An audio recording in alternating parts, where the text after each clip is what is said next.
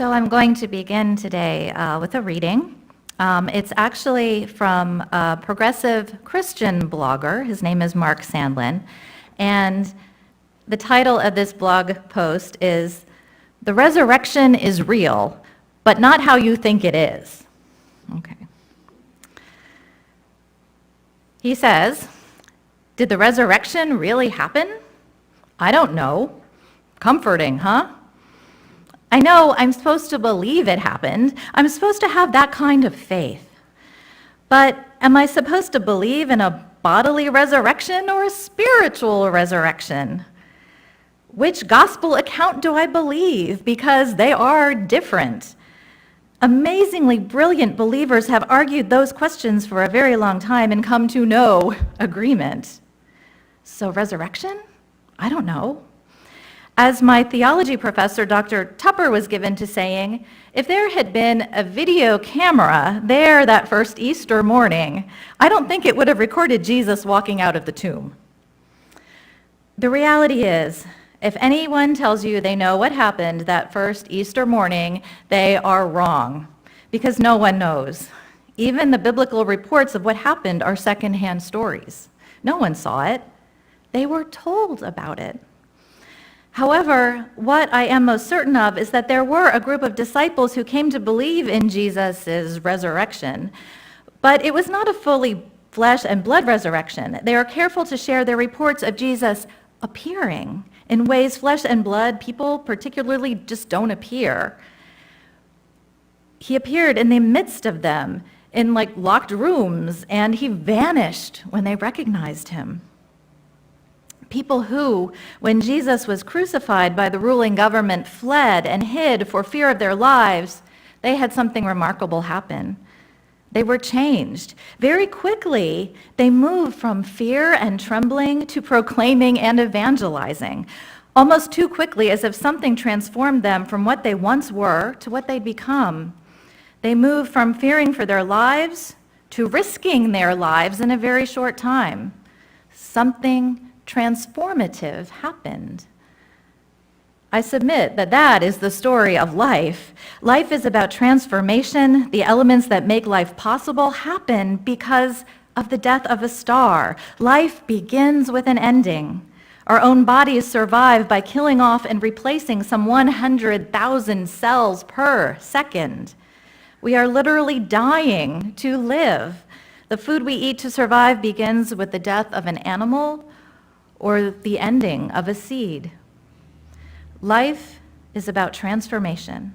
Life is about the intimate and endless relationship between beginnings and endings, life and death. I also submit that that is the story of the resurrection. Did the resurrection really happen? My answer is it doesn't matter, because it does happen every day.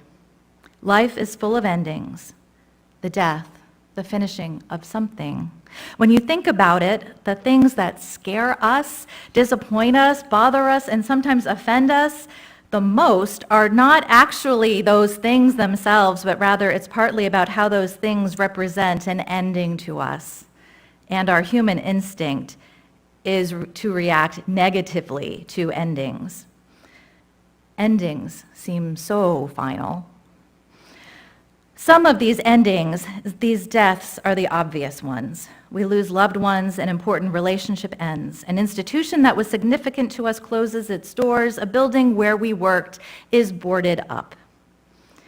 Beyond the sadness connected with permanent absence in our lives, there is also a part of us that mourns that ending itself. Endings seem so final. Then there are endings, the deaths that are less obvious to us, like when things change. We are not just upset about the new way of doing things, we are in part mourning the ending of the way things used to be. When we are not able to achieve a particular goal, we are not just upset about our inability to attain the goal, we are in part mourning the death of the self we believed could achieve those goals. The story of the resurrection is that endings are not final. The story of the resurrection is that creation is wired for new beginnings. The story of the resurrection is that fear and hate and grief do not win the day. Love does. The story of the resurrection is that the resurrection is a verb, not a noun. It is something we live into, not merely an event we remember. Something changed for the disciples. It was transformative. That's what resurrection does and reminds us of, that true love is transformative. When the death and losses of life have us feeling lost and afraid, hopeless and helpless, resurrection reminds us that life is intimately and endlessly intertwined with death. The things which we see as endings are nothing more than opportunities for new beginnings. And when those beginnings are rooted in love, we can transform even the worst ending into the most beautiful beginning. Comforting, huh? End quote. I love that reading. I know it's long, but it's really good. So I have a personal favorite Unitarian Universalist Easter story. I think I've shared this before, but all the good stories are worth sharing again and again. This happened in church in Richmond, Virginia on Easter Sunday. There, the Reverend Jean Pupke was personally telling the story for all ages. Appropriate for Easter, she had on her purple robe and she had her clip-on microphone, so her hands would be free for dramatic gestures. And she stepped down from the chancel, down onto the carpet at the front of the chancel where all the children of the congregation were gathered, hopefully not too sugared up and unable to sit still. And Reverend Jean, she proceeded to tell the Easter story, that story, much as it appears in the Bible, but in simple terms children can understand. And the children were engrossed and silent, their attention riveted to Reverend Jean, because she didn't do the story very often. They knew this was a little bit out of the routine. But then she said to the children, and the stone was rolled away from the tomb, and Jesus was gone.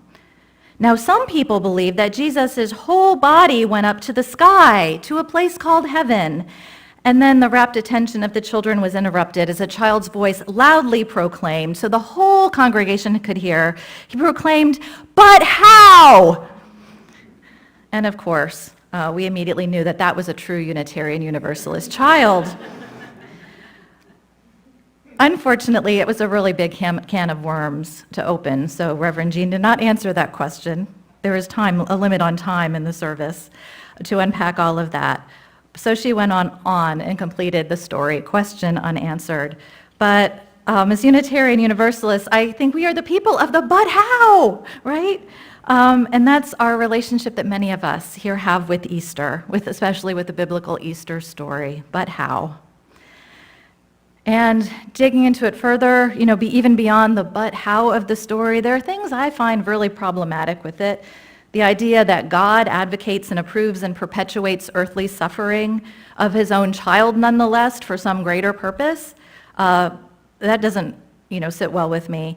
And the universalist in me, the one who believes in a loving God, it completely bristles at that story of a father punishing his son for no really good reason. Well, to some it's a good reason, but this uncomfortable relationship you use on our predecessors, the Unitarians and the Universalists, isn't anything new. This started hundreds of years ago. The Unitarian part of our heritage, they were noted early on for affirming the humanity of Jesus. Jesus is a great teacher, right? But not necessarily believing in his divinity, which has made Unitarian Easters really difficult for a very long time. Can you even imagine going back in history, the number of walking on eggshells, sermons about Easter and Jesus that went on in the past 200 years in Unitarian churches? I really do feel for them. One of our contemporary ministers, Carl Gregg, though, he has a different opinion on that. He sees this all as an opportunity. He says Unitarian Universalists and progressive Christian congregations can be one of the most empowering places to celebrate Easter because you will be challenged to discern for yourself the meaning of Easter for today. So I want you all to consider yourselves both empowered and challenged. There you go. But I think avoiding the holiday altogether, like doing an Easter boycott and having a Sunday service and not acknowledging Easter, that's really not a solution either, because Easter is part of our Christian heritage in both of our sides of our religion, right? We come out of the Christian heritage, and Easter permeates our culture, even though, most of that has to do with colored eggs and chocolate and baskets and bunnies, more so than resurrection and ascension these days. But ultimately, there is still something I think is meaningful in the Easter message, even if it's simply a metaphorical message. I mean, there's no reason to ignore the Easter story. It's a very rich one, just like Mark Sandlin explained. I mean, he said the Easter story is about transformation. The resurrection story is about transformation. I mean, what a basic human struggle, right? What a basic human idea, the idea of transformation, that life to death, be one thing and become something else. It's a recurring theme. And this theme of transformation, this Easter story, it's not really new for Christianity. These resurrection stories appear in a lot of places. I mean, because contemplating the cycle of life and death and rebirth, I mean, it's something that's kind of hardwired into our consciousness, right? There's even a book, there's a writer named Benjamin Radford, and he wrote a book called Resurrection, A History of Myths. So he wrote a book, I don't know how thick it is, I'm just gonna estimate, about resurrection stories that are not necessarily Christian, right? So this is a thing. This is a thing throughout all of humanity. And he starts to tell this story, and he's telling it in a way like, guess who he's talking about? He says, ancient accounts tell of an important figure whose birth would be heralded by a star in the heavens, a god who would later judge the dead. He would be murdered in a betrayal by one close to him, his body hidden away, though not for long, as he would return in a miraculous resurrection to begin an eternal reign in heaven. To his legions of followers, he and his resurrection came to symbolize the promise of eternal life. Who's he talking about? Django spoiled it. He got it right. You're all supposed to say Jesus, but he said Osiris. Okay, we'll give him that. Smart kid in the class. Gotta love him. Yeah, he's talking about Osiris, the supreme god in ancient Egypt. Shout out to the pagans here. He was a pagan god worshipped thousands of years before Jesus was born. Even though we think of Jesus as the most prominent example of a resurrected figure, he's not the only one. If you look at mythology even more, the phoenix could live for a millennium before dying, whereupon it would burn brightly and then arise, reborn from its own ashes. Any rock you pick up, there's a resurrection under there, it appears. The New Age movement is also based on resurrection mythology. It's not about a personal rebirth, but it's about, this kind of global rebirth, a cleansing and renewal in which all of the old destructive ways of the past are replaced with, new ways of thinking, of love and warmth and wisdom. So I think resurrection stories are really kind of in our DNA. They appear across cultures, and they appear across centuries and all sorts of circumstances, because they're stories about existence itself. Birth, life, death. And that is a cycle that really, if you're a human being, no one has yet managed to avoid. The Buddhist teacher, the late Thich Nhat Hanh, said, redemption and resurrection are neither words nor objects of belief. They are our daily practice. We practice in such a way that Buddha is born every moment of our daily life, that Jesus is born every moment of our daily life. He says, when we understand and practice deeply the life and teachings of Buddha or the life and teachings of Jesus, we penetrate the door and enter into the abode of the living Buddha and the living Christ, and life eternal presents itself to us. Notice that he did not say, we're going to go to heaven. He said, the wording is really interesting. Life eternal presents itself to us. I read that is that when life eternal presents it to you, you see across the generations, you see the continuance of life, you see the enormity, the connectivity of life, you see the perpetuity of life, of all living things, all of those connections. Life eternal presents itself to us.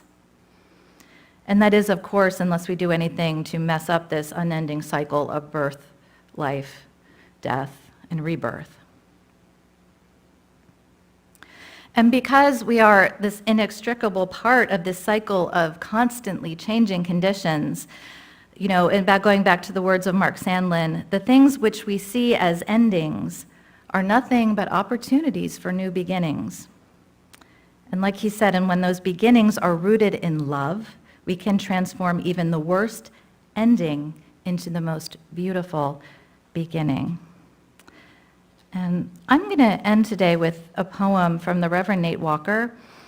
It's a poem, and it's a cool, easy to listen to poem that calls for a resurrection, this transformation in our daily lives.